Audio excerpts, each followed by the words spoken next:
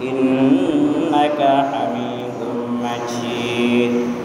ربي زدني علما، رب اشرح لي صدري ويسر لي أمري واحلل عقدة من لساني يفقهوا قولي.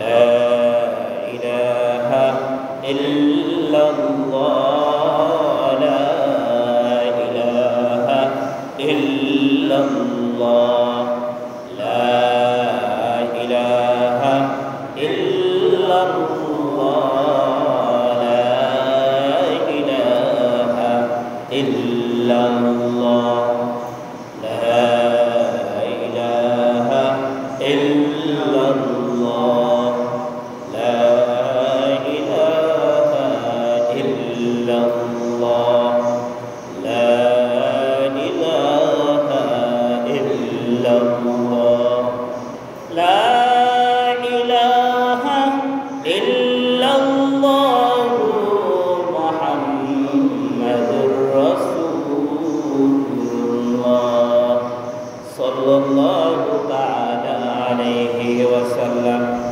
আলহামদুলিল্লাহ, আল্লাহ পাকের শুকর যে মহান রব্বুল আলামিন দয়া করে মায়া করে ভালোবেসে আল্লাহর ঘর মসজিদে এনে কোরআন সুন্নাহ থেকে কিছু আলোচনা করার এবং শোনার যে মহান রব্বে কারীম আমাদেরকে সুযোগ করে দিয়েছেন, সে মহান রব্বে কারীমের শাহী দরবারে অন্তঃস্থল থেকে কালিমাতুশ শুকর আদায় করি আলহামদুলিল্লাহ।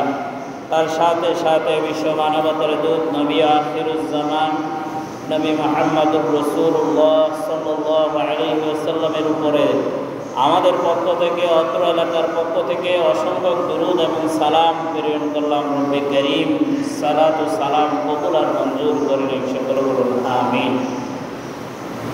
আমি যে আয়াতে কারিমা তেলাওয়াত করেছি, এই আয়াতে কারিমা অত্যন্ত গুরুত্বপূর্ণ। আল্লাহ তাআলা মুমিনদেরকে, বিশেষ করে পৃথিবীর মানুষদেরকে সম্বোধন করে বলেন, ইয়া আইয়ুহান নাস উবুদু রাব্বাকুম। এই দুনিয়ার মানুষ যারা আল্লাহ তাআলার তাওহীদকে বিশ্বাস করে, আল্লাহ তাআলাকে বিশ্বাস করে এবং বিশ্বাস করে না, উভয়কে আল্লাহ তাআলা নাস শব্দ দিয়ে এখানে ব্যবহার করে প্রত্যেক শ্রেণীর মানুষকে আল্লাহ তাআলা সম্বোধন করে বলতেছে, ইয়া আইয়ুহান নাস উবুদু রাব্বাকুম। এই দুনিয়ার সমস্ত মানুষের দল, উবুদু রাব্বাকুম, তোমরা আল্লাহ তাআলার ইবাদত করো, আল্লাহ তাআলার হুকুমের আনুগত্য করো। তার কারণ কি? আল্লাযী খালাকাকুম, যেহেতু তোমাদেরকে মানুষদেরকে বানিয়েছেন আল্লাহ তাআলা, খালাকাকুম বানিয়েছেন আল্লাহ তাআলা তোমাদেরকে, ওয়াল্লাযীনা মিন ক্বাবলিকুম, এবং তোমরা বর্তমান সময়ে যে মানুষগুলি জীবিত আছে এদেরকেও যেভাবে আল্লাহ তাআলা বানিয়েছেন, মিন ক্বাবলিকুম, এই মানুষেরা আগে সাইয়্যিদনা আদম থেকে আমাদের বাপ দাদা পর্যন্ত যত মানুষ আছে সমস্ত মানুষকেও সে আল্লাহ তাআলা সৃষ্টি করেছেন লাআল্লাকুম তাত্তাকুন। অতএব রব্বে কারীম তাকওয়া অর্জন করার জন্য এই জায়গার মধ্যে উৎসাহ প্রদান করেছেন যে তোমরা অবশ্যই তাকওয়া অর্জন করো। আল্লাযী জাআলা লাকুমুল আরদ, ওই আল্লাহ তাআলা যিনি মানুষকে ইবাদত করার জন্য হুকুম প্রদান করেছেন, যে আল্লাহ তাআলা মানুষকে সৃষ্টি করেছেন, সে আল্লাহ তাআলা আরো কি সৃষ্টি করেন সেই বিষয়ে আল্লাহ বলেন, আল্লাযী জাআলা লাকুমুল আরদ, আল্লাহ তাআলা সৃষ্টি করেছেন মানব জাতির জন্য জমিনকে ফিরাশা, পাটি হিসাবে আপনার বসার, থাকার, বসবাস করার জন্য একটা ব্যবস্থা করে দিয়েছেন। সুবহানাল্লাহ। তাহলে জমিনকে ব্যবহারের উপযোগী করে দিয়েছেন মহান রব্বুল আলামিন। এজন্য আল্লাহ তাআলার কাছে শুকরিয়া আদায় করা প্রত্যেক মুমিন বান্দা যারা আছে সর্বস্তরে বন্দাকে আল্লাহ তাআলার কৃতিত্ব প্রকাশ করা একটা জ্ঞানী মানুষের পরিচয়। এরপর আল্লাহ বলেন ওয়াসসামাআ বিনাআহা, এবং আমি আসমানকে সৃষ্টি করে দিয়েছি ছাদ হিসাবে। সুবহানাল্লাহ। তাহলে আল্লাহ তাআলা জমিনকে আমাদের বসবাসের উপযোগী করে দিয়েছেন, আর আসমানকে করে দিয়েছেন ছাদ হিসাবে। এরপর আল্লাহ তাআলা বলেন ওয়া আনজালা মিনাস সামাই মাআ,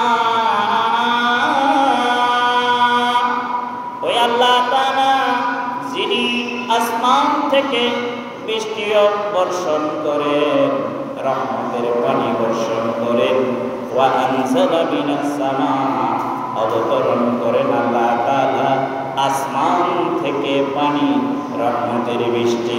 ফাখরাজা বিহি মিনাস সামারাতি রিজকান লাকুম, সেই আল্লাহ তাআলা বৃষ্টি যখন বর্ষণ করেন, এই বৃষ্টির পানির মাধ্যমে আল্লাহ তাআলা বাহির করেন বৃক্ষ এবং যে চাষাবাদের যে আপনার গাছপালা থাকে, ফল ফলাদি থাকে, এই ফল ফলাদি থেকে মানুষের জন্য রিজকান লাকুম, মানুষের জন্য রিজিক প্রদান করে থাকে।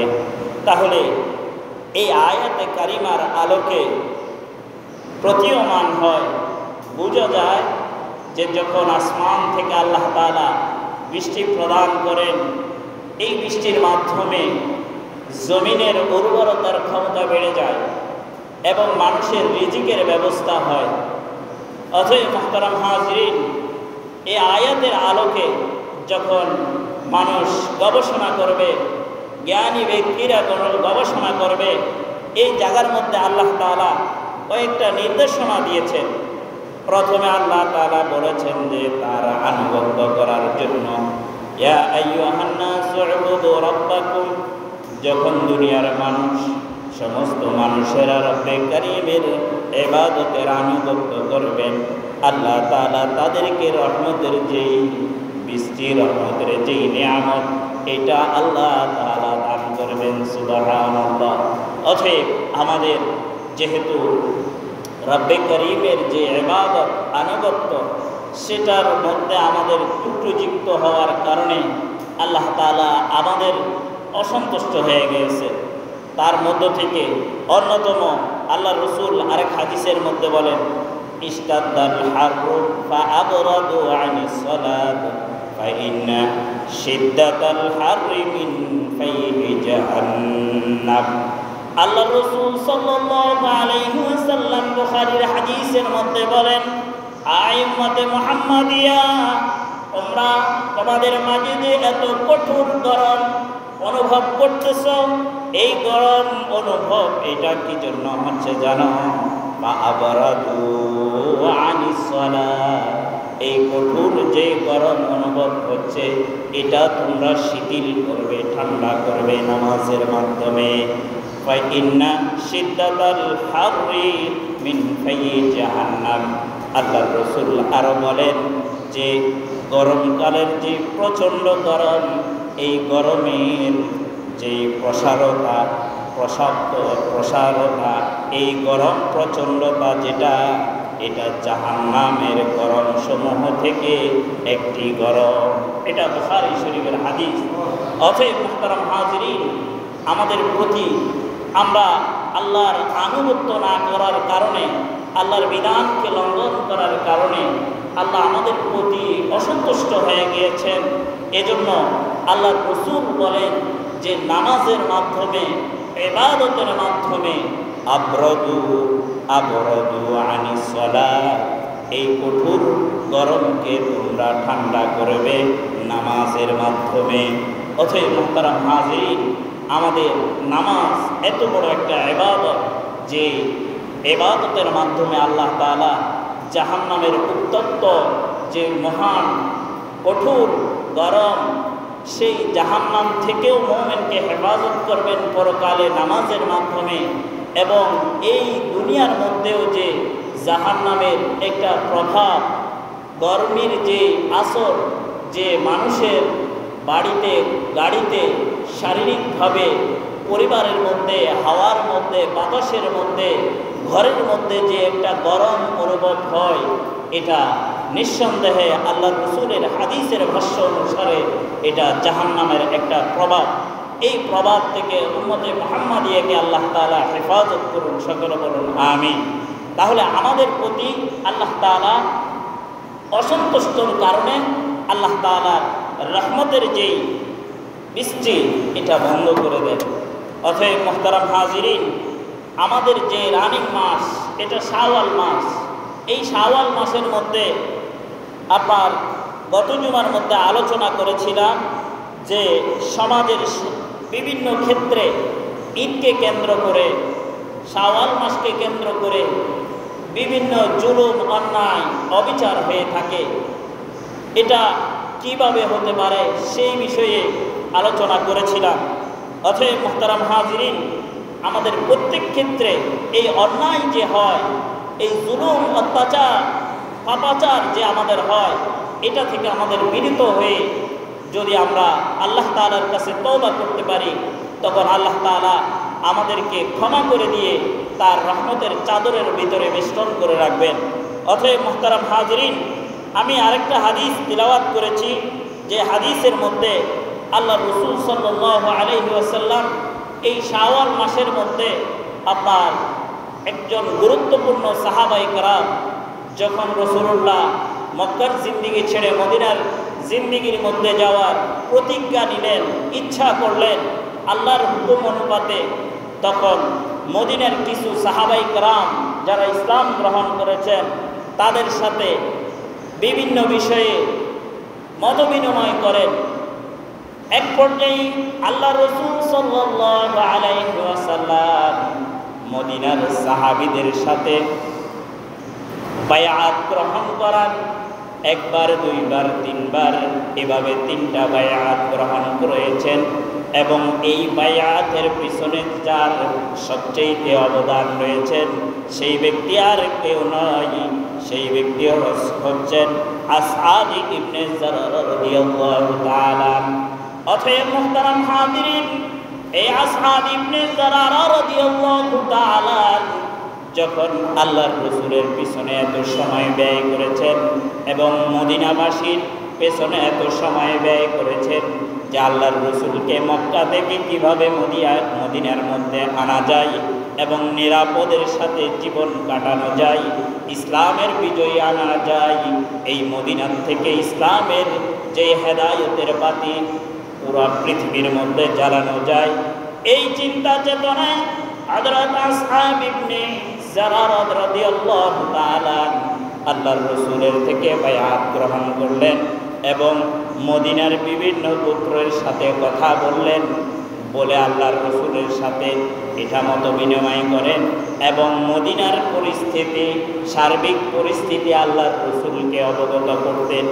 এভাবে আল্লাহর রাসূল সাল্লাল্লাহু আলাইহি ওয়াসাল্লাম নবুয়তের 13 বছরে মক্কার জিন্দেগি ছেড়ে মদিনার জিন্দেগির মধ্যে চলে আসলেন এবং হযরত আসআদ ইবনে যারার রাদিয়াল্লাহু তাআলা আনহুকে মদিনার সমস্ত ইহুদিরা, মুশরিকরা তাকে শ্রদ্ধা সম্মান করত।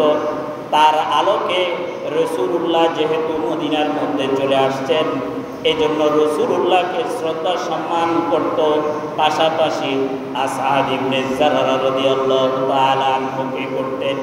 হযরত আসআদ ইবনে যারার রাদিয়াল্লাহু তাআলা এভাবে যখন আল্লাহর রাসূল মদিনার মধ্যে চলে আসলেন, 1 মাস, 2 মাস, 3 মাস, এভাবে 7-8 মাস যখন চলে গেলেন, পবিত্র রমজান চলে গেলেন, এভাবে শাওয়াল মাস চলে আসলেন। এই শাওয়াল মাসে মুসলমানদের সর্বপ্রথম যে আনসারী সাহাবী যিনি দুনিয়া থেকে মদিনার জিন্দেগির মধ্যে ইসলামের জিন্দেগি নিয়ে দুনিয়া থেকে চলে গেলেন, তিনি আর কেউ নয়, তিনি হচ্ছেন আনসারী সাহাবীদের মুখপাত্র সাইয়্যিদনা হযরত আসআদ ইবনে যারার রাদিয়াল্লাহু তাআলা। সুবহানাল্লাহ। যার ইমামতি করেছেন আমাদের নবী মুহাম্মদুর রাসূলুল্লাহ। আর তার অনুপস্থিতিতে আনসারী সাহাবীরা বিভিন্ন সমস্যার সম্মুখীন হয়ে গেলেন, যা আল্লাহর রাসূলের সাথে আসাদ ইবনে জারার রাদিয়াল্লাহু তাআলা বিভিন্ন বিষয়ে আলোচনা করতেন এবং আলোচনা করে রাসূলুল্লাহর সাথে বিভিন্ন বিষয়ে সমাধান করার চেষ্টা করতেন, যেটা সামাজিক সমস্যার সমাধান, এভাবে ইসলামী সমস্যার সমাধান করার চেষ্টা করতেন। অতএব এই আসাদ ইবনে জারার রাদিয়াল্লাহু তাআলা দুনিয়া থেকে চলে গেলেন।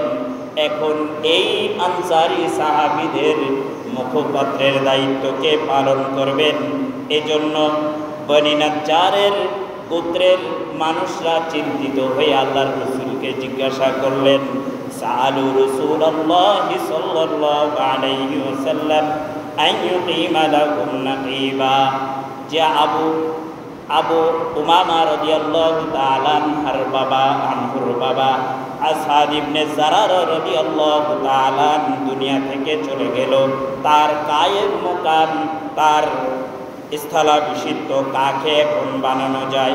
তখন আল্লাহর রাসূল সাল্লাল্লাহু আলাইহি ওয়াসাল্লাম প্রিয়তমা আনসারী সাহাবীদেরকে উত্তর দিয়ে বললেন, আনতুম মাফুলি, আয় আমার আনসারী সাহাবারা, তোমরা এত বিচলিত হচ্ছ কেন? যে তোমরা সকলে আনসারী সাহাবী, তোমরা সকলে তো আমার ভাই। ওয়া আনা বিমা ফিকুম, হযরত আসাদ চলে গেছেন ঠিক, কিন্তু আমি মুহাম্মদুর রাসূলুল্লাহ তো তোমাদের মাঝে আছি। ওয়া আনা নাকিবুকুম, অতএব আমি আজ থেকে আমি মুহাম্মদুর রাসূলুল্লাহ আনসারী সাহাবীদের মুখপাত্র হয়ে কাজ করব। সুবহানাল্লাহ। তাহলে এই জায়গার মধ্যে রাসূলুল্লাহ কয়েকটা সম্বোধন করলেন আনসারী সাহাবীদেরকে লক্ষ্য করে। প্রথমত ভাই বলে সম্বোধন করেছেন, দ্বিতীয়ত আমি তোমাদের মধ্য থেকে একজন, তৃতীয়ত আমি তোমাদের মুখপাত্র। অতএব এই তিনটা ইস্যুকে যদি সামনে রাখে, তখন রাসূলুল্লাহর বাকি যে হায়াতগুলো কেটেছে তার আলোচনা এবং আলো এটা প্রতীয়মান হয় যে রাসূলুল্লাহ এমন আচরণ করেছিলেন আনসারী সাহাবীদের সাথে, এবং আনসারী সাহাবীরা আল্লাহর রাসূলের সাথে এমন আচরণ করেছে যে তারা কখনো পারস্পরিক দ্বন্দ্ব তো দূরের কথা, আন্তরিক আর আন্তরিকের সাথে জীবন কাটিয়েছেন। সুবহানাল্লাহ। একমাত্র আন্তরিকতার মাধ্যমেই আপনার পারস্পরিক যত দ্বন্দ্ব আছে এটা নরেশন করা সম্ভব, যেটা আল্লাহর রাসূল করিয়ে আনসারী সাহাবীদের সাথে করিয়ে দেখিয়েছেন। অতএব মুহতারাম হাজরিন, এটা ছিল প্রথম হিজরি সনের প্রথম শাওয়াল মাস। অতএব এই ইসলামের প্রথম হিজরির মধ্যে এই রমজানুল কারিমের প্রথম যে আপনার প্রথম যে হিজরির প্রথম যে রমজান মাস ছিল, যদিও সেই মাসের মধ্যে রমজান ফরজ হন নাই, ইসলামের সর্বপ্রথম যে প্রতিনিধি দল রাসূলুল্লাহ প্রেরণ করেছিলেন তার আমির নিযুক্ত করেছিলেন হযরত হামজা রাদিয়াল্লাহু তাআলা আনহুকে। 20 জন বা 30 জন সাহাবী, যারা প্রত্যেকজন মুহাজির সাহাবী ছিলেন, তাদেরকে দিয়ে আপনার হুজুর সাল্লাল্লাহু আলাইহি ওয়াসাল্লাম প্রেরণ করেছিলেন।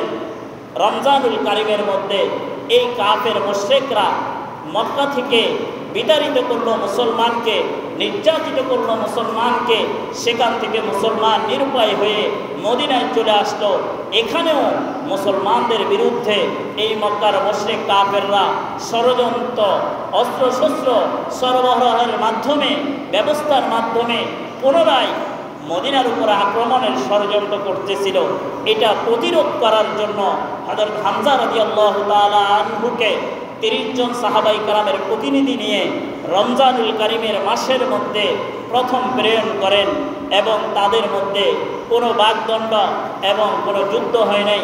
দ্বিতীয় আপনার শাওয়াল মাসের মধ্যে আল্লাহ রাসূল সাল্লাল্লাহু আলাইহি ওয়াসাল্লাম দ্বিতীয় আরেকটা জামাত প্রেরণ করেছিলেন। সেটার সেনাপতি ছিলেন, আপনার আমির ছিলেন উবাদাহ ইবনে হারিস ইবনে মুত্তালিব রাদিয়াল্লাহু তাআলা। তেনাকে 60 জন বিশিষ্ট সাহাবাই কেরাম, প্রত্যেকে মুহাজির ছিলেন, তাদেরকে দিয়ে আল্লাহর রাসূল এই শাওয়াল মাসে প্রেরণ করেছেন।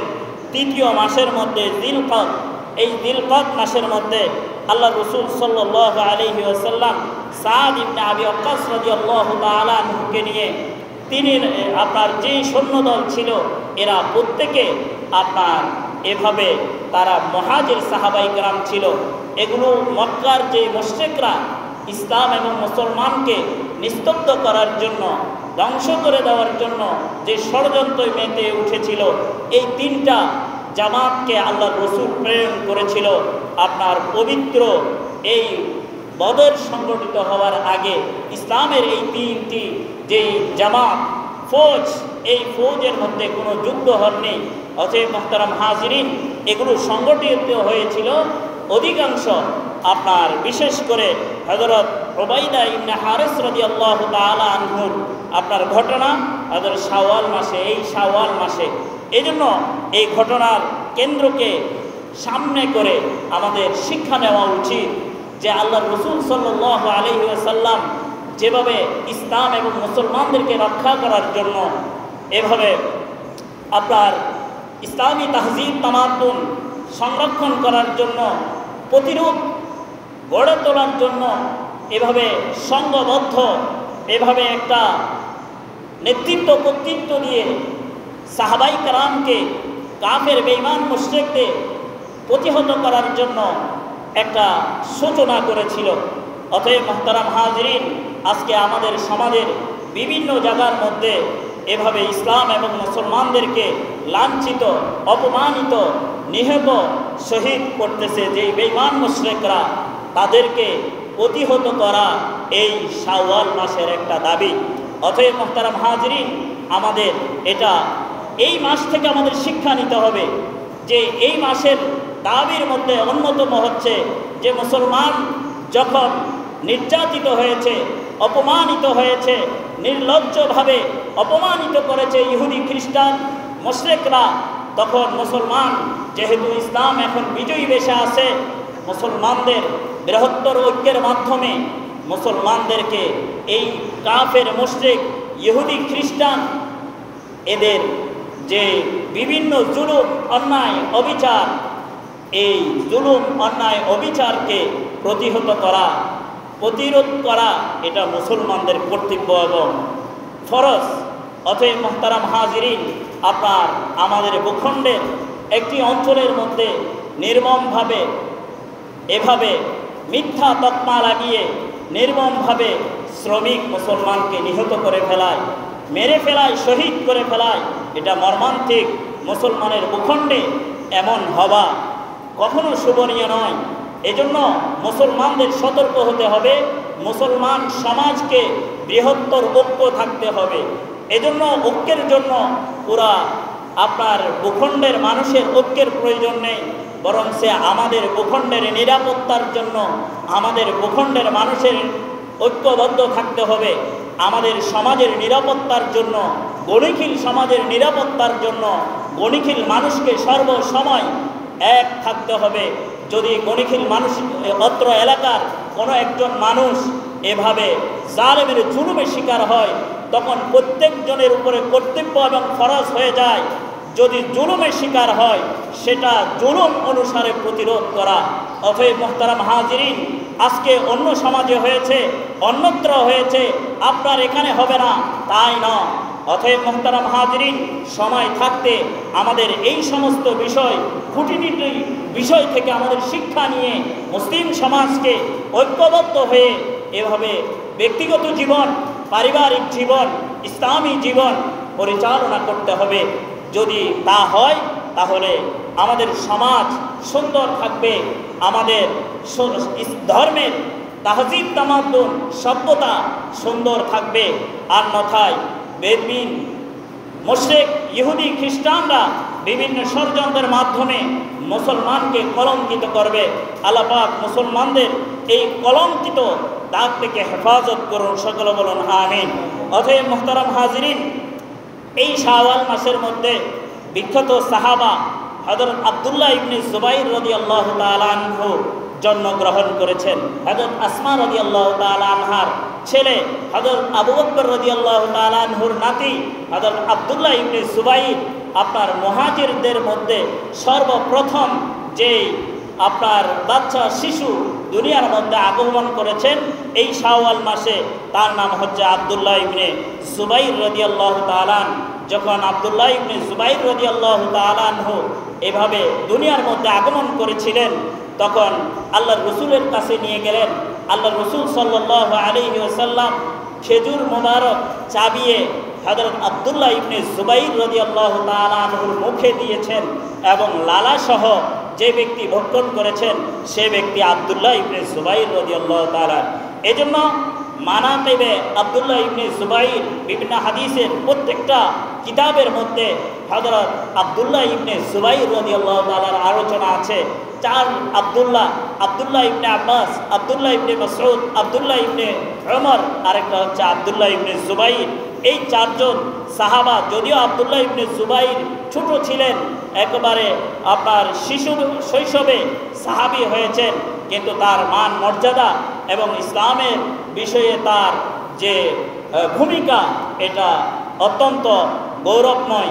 অতএব এই জন্য প্রত্যেকটা হাদিসের কিতাবের মধ্যে তাদের ইজ্জতের সম্মানের আলোচনা আল্লাহ রসুল সাল্লাল্লাহু আলাইহি ওয়াসাল্লাম করেছেন। অতএব এই মহান ব্যক্তির জন্ম হয়েছে প্রথম হিজরির শাওয়াল মাসে। এভাবে আনসারী সাহাবীদের মধ্যে যিনি জন্মগ্রহণ করেন তিনি হচ্ছেন নু'মান ইবনে বাশির রাদিয়াল্লাহু তাআলা, যিনি সর্বপ্রথম ইসলাম এভাবে মুসলমান যখন মদিনার মধ্যে স্বাধীনতা অর্জন করল, এই স্বাধীনতার পরে যিনি আনসারী সাহাবীদের মধ্যে দুনিয়ার মধ্যে ইসলামী অবস্থায় দুনিয়ার মধ্যে আগমন করলেন তিনি হচ্ছেন নু'মান ইবনে বাশির রাদিয়াল্লাহু তাআলা। এবং এই শাওয়াল মাসের মধ্যে যে আজান আমরা একামত দেই এটা এই প্রথম হিজরির মধ্যে হয়েছে। যদিও নামাজ এটা আপনার নবুয়তের দশম বা 11 নম্বর বছরের মধ্যে আল্লাহ তাআলা নামাজ ফরজ করেছেন, কিন্তু আপনার আজান ছিল না, একামত ছিল না। অতএব এই প্রথম হিজরির মধ্যেই আল্লাহ তাআলা এই আজান এবং একামত দেওয়াকে আল্লাহর রসুল কর্তৃক সুন্নত স্বীকৃতি দিয়েছেন। অতএব এই শাওয়াল মাসের মধ্যে আল্লাহর রসুল সাল্লাল্লাহু আলাইহি ওয়াসাল্লাম মদিনায় আসার পূর্বে এর পূর্বের শাওয়ালে বা 2 বছর আগে হযরত আয়েশা সিদ্দিকা রাদিয়াল্লাহু তাআলা আনহার সাথে বিবাহ হন এবং হিজরতের পরে যে শাওয়াল মাস, এই শাওয়াল মাসে হযরত আয়েশা সিদ্দিকা রাদিয়াল্লাহু তাআলা আনহার সাথে আপনার পূর্ণাঙ্গ যে জৌজিয়াত বা তুলে নিয়ে যায়, স্বাভাবিক আমাদের সমাজের মধ্যে যে প্রথা যা আগে আদ্য দিয়ে দেয় এরপরে তুলে আনে, এভাবে আল্লাহর রসুল সাল্লাল্লাহু আলাইহি ওয়াসাল্লামের বিবাহ হয়েছিল হযরত আয়েশা সিদ্দিকা রাদিয়াল্লাহু তাআলা আনহার সাথে মক্কার জিন্দেগীর মধ্যে। এই শাওয়াল মাসে আল্লাহর রসুল সাল্লাল্লাহু আলাইহি ওয়াসাল্লাম হযরত আয়েশাকে রাসূলুল্লাহর হুজরা মুবারকের মধ্যে নিয়ে আসেন।